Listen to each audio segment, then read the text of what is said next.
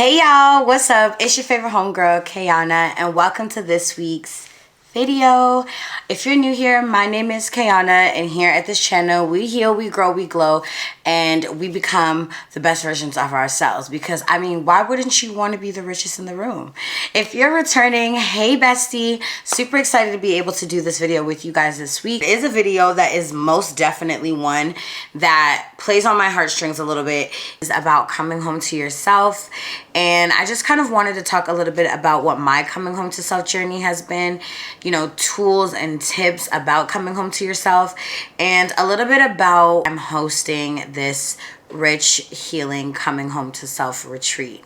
So before we get started, before we get into this video, as you can see, I'm very calm, I'm very mellow, because I have really been sitting on this, and I feel like this is going to be one of those videos that's just really focused more so on the intent, the emotion, the transparency, the authenticity. I really just want to have this conversation because I feel like it's really important, especially in the climate of the world today. A moment of transparency in regards to myself and what I've been going through and what I'm currently dealing with, and why this retreat is going to be so important, not only for me, but also for women alike. Grab your water, grab your tea, grab whatever it is that you need, and come sit down. Let's talk. Let's get into this. So every woman that I have interacted with within my community, it was through general readings on the timeline, whether it was through self-love coaching and mentoring, whether it was through spiritual advisory sessions, or just the one-on-one general reading, connected with women that are a part of my community, and even women that are not a part of my community necessarily, but have in some shape or form come across my content, or some shape or form has met me in passing. I feel like every single woman that I've been able to connect with in some capacity has been a part of my own journey back to myself. Their honesty, their transparency, healing, it has all reflected back to me, and back to the importance of truly allowing yourself to be held up by community, truly allowing yourself to be real with your community. That the truth is that you cannot heal alone. And just hear what I have to say. There is a part of your healing journey that you are going to feel like you are grieving. Quite honest with you, you are going to be grieving parts of you that no longer exist, parts of you that you've outgrown, parts of you that you've had to shift and change. You are going to grieve those parts of you. And I just want to extend grace, because I know what that feels like. I know what it feels like to feel like you are kind of losing yourself while finding yourself at the same time. And it's a very tricky place to be in. Not a lot of people have the capacity to understand that sometimes, yeah, aside from you just really trying to figure out life and really just trying to figure things out, you're also trying to mourn what you no longer want to be, or what you now have been able to acknowledge does not aid in your growth. I just want to keep that in mind, and I just want to let you know that you are seen, you are heard, you are valued. Let's start off with number one. So number one for me is radical self-love. Sure, two things for certain. Your favorite homegirl is always going to choose myself over and over again, and I am always going to try again and again and again and again. I'm okay with the rebirths. I'm okay with rebranding my life 1,000 times until it feels like it's in divine alignment for who my highest self is. I'm okay with that. I'm okay if, you know, I have to choose loving myself even when it makes me extremely uncomfortable. I'm okay with that. I think that I have gotten to the point now in my radical self-love journey, or in my space of radically loving me, especially when I know the long-term goal or the long-term benefit is going to be me knowing better about myself. I have been able to come to terms with there's a lot of things that I have been taught.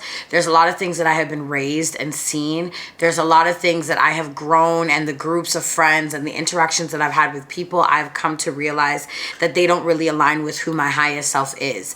And unlearning everything that you thought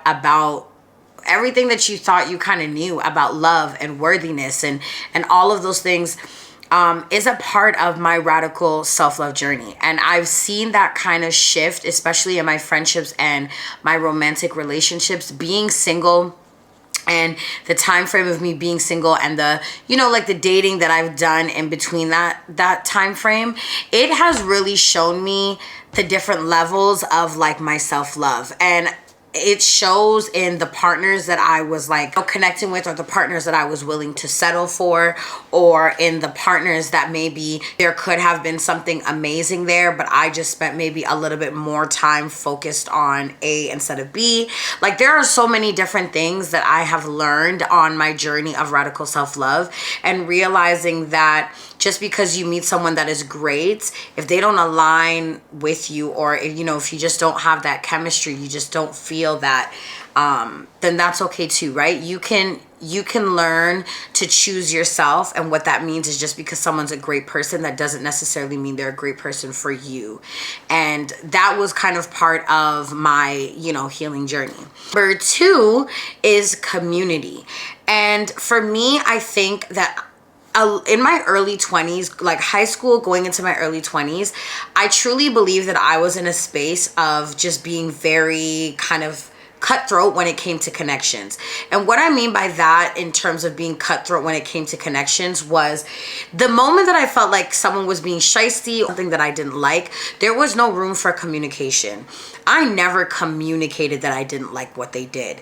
I would just cut them off. If I was dating someone and they did something that I didn't like, or I was getting to know somebody and they did one little thing that I didn't like that really only required communication and we could have possibly moved on from it, I would just cut people out of my community in one clean sweep. And then as I started to heal, like really do the inner work to heal and really do the inner work to evolve, I feel like especially over the last year, I've really kind of leaned into how important community is. I've really leaned into realizing that in the depths of my healing journey, I can't heal alone. There is that special part of your healing journey when you begin to integrate, where you begin to integrate the things that you've learned. Those things have shaped you into a new version of yourself.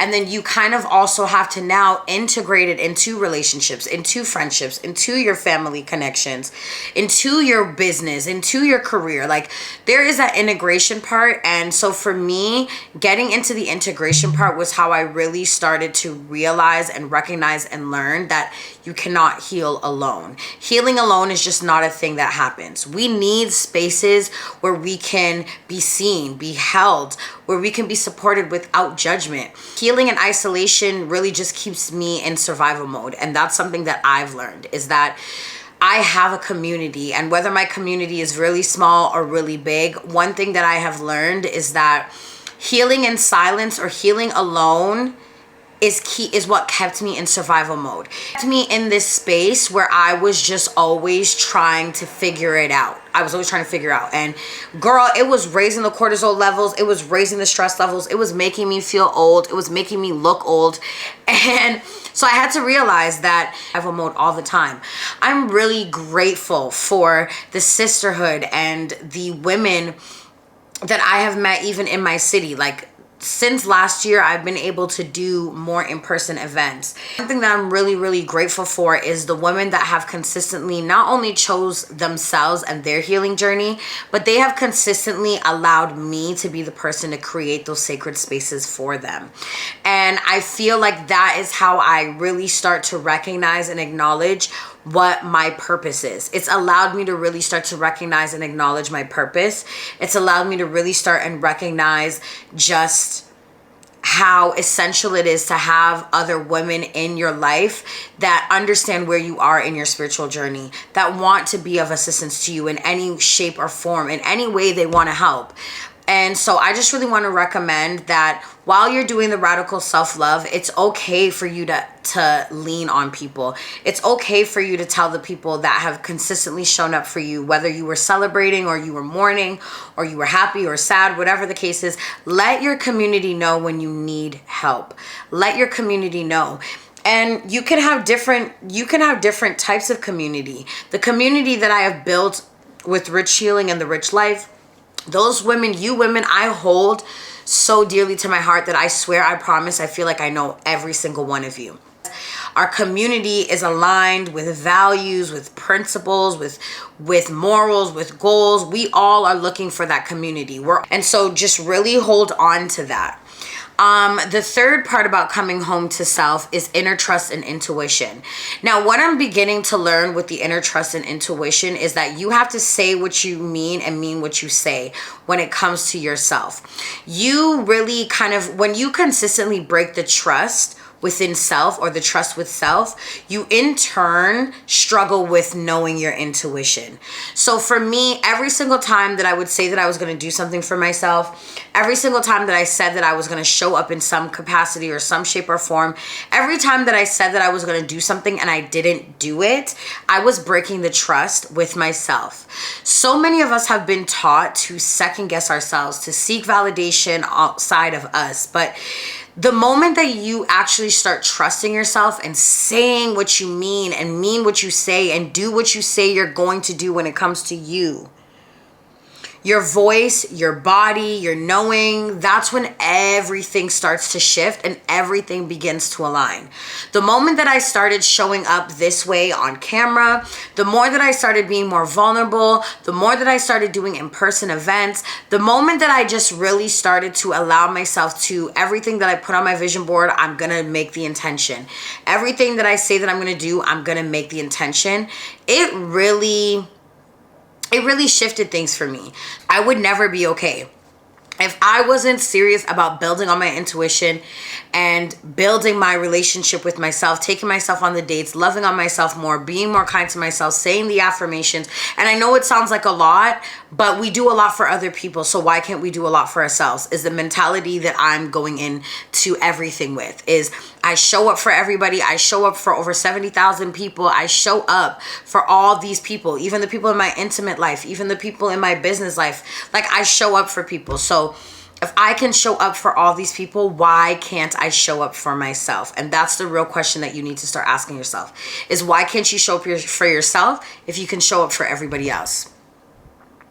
The fourth and kind of final pillar is releasing and surrendering. Now, I don't know about anybody else, but I am a Taurus sun, Virgo moon, and Cancer rising. Baby, release and surrendering kind of don't really go with me and the Taurus and the Virgo within, because where are we going? What do you mean? Like, what do you mean I don't know what's happening? I need to know when the sun rises. I need to know when the sun sets. I need to know where we're going. Like, I need to know.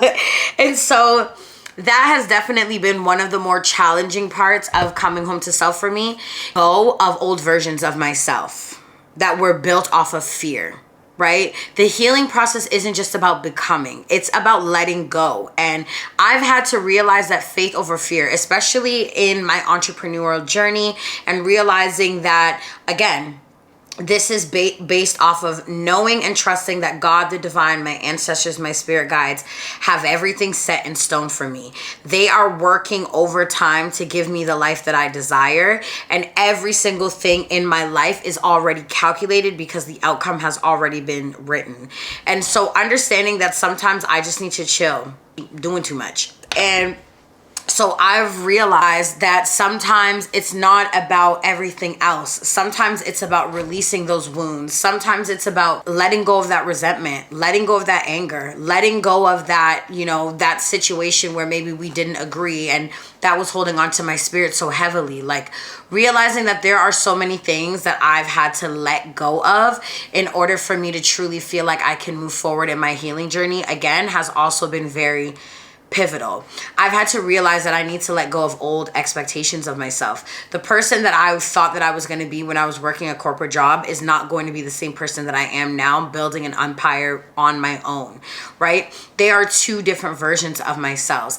And then what I've also realized is that you have to surrender. Like, you really do have to make this be a faith over fear. I trust that God has a plan for me. And what I've also realized is that I have to release the old habits because I'm trying to obtain a new version of myself. I'm trying to obtain a higher version of myself, a better version of myself, a more in tune version of myself. And so that's what's also very important, is being very transparent with yourself and honest, to be like, yo, you know what, I'm not gonna hold you. Like, the fact of the matter is this. I'm not gonna hold you. The truth is this. And so I think that that's also very important, is being in a space of not holding dear attachment to the outcome of things. It's just like, I have been very intentional about, you know, what am I releasing? What am I holding on to? I've done the play. I've like incorporated so many different rituals to allow me to really be in the energy of releasing, because I know that in order for me to elevate, there has to be things that I let go of. There has to be things that I no longer hold on to. And that was also really important as well. Now, that is kind of why I created this retreat, because healing is not supposed to be done alone.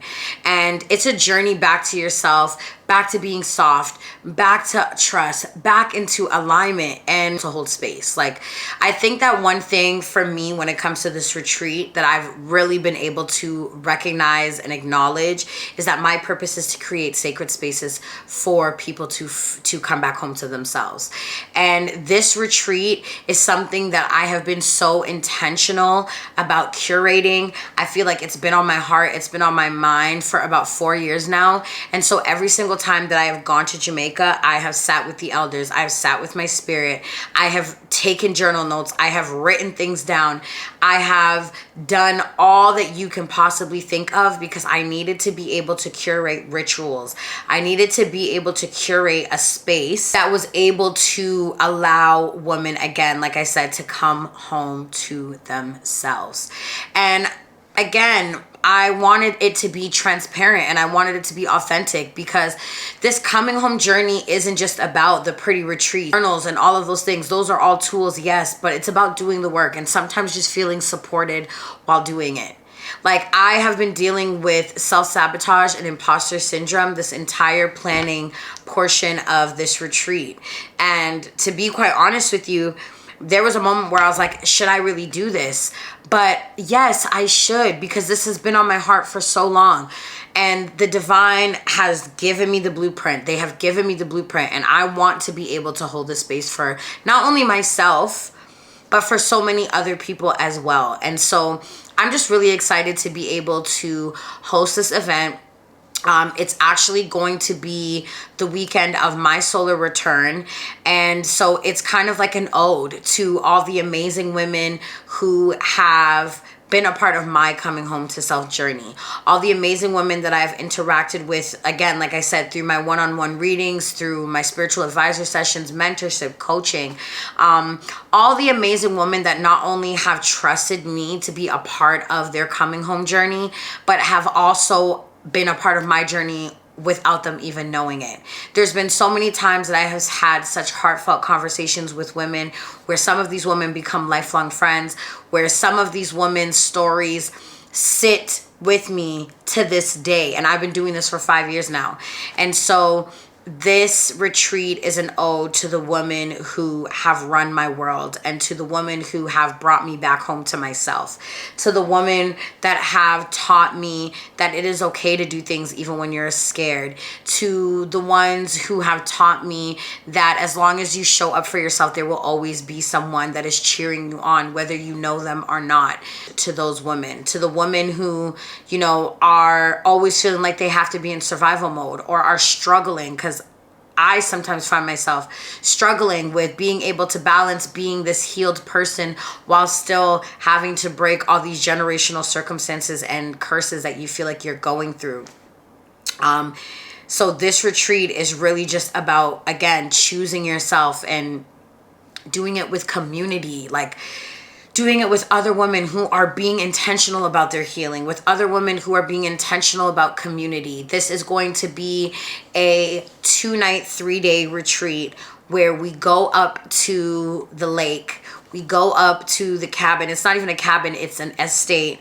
And we go there and we just become one with nature. We go on our hikes. We have our rising rituals. We do our breath work. We do our stretching. We have our private chefs.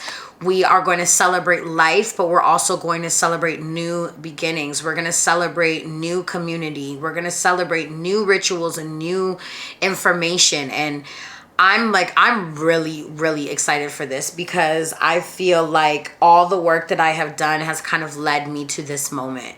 And so if you are a woman that is feeling like you want to get back to your softness, you want to get back to who you are, you want to get back to the version or to a better version of yourself, if you feel like you're struggling with being able to prioritize yourself, or you're struggling with being able to find the tools to help you come back home to yourself, or you don't even know where to start, or you're feeling alone, wherever it is that you are on your journey, you are actually not alone. And this retreat is going to be there to remind you of that.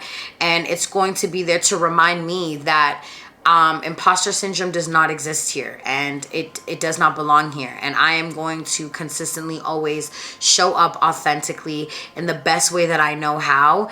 And I'm going to do it in a way where I can take dope women along with me. So that is the retreat. If you're interested, there are limited spaces because, again, I'm so grateful for the women that have allowed me to be a part of their journey, and the women that have allowed me to curate sacred spaces, because again, I don't believe in safe spaces, because I believe that safe spaces can be infiltrated. And so I believe in creating spaces that are that are sacred, and spaces that have intent from beginning to end, spaces that allow transparency and love and support to flow. And so I'm really excited to see what this retreat does for not only me, but for the amazing women that show up to this retreat. I hope that this video has kind of allowed you to start thinking about your coming home to self journey and what that looks and feels like. I'm going to put all the links and all the information in the section below. But again, I want to thank you for allowing me to be a part of your day. Thank you for allowing me to be a part of your healing journey. I'm your favorite homegirl, KAYANARICH, and I'll see you next week. Bye.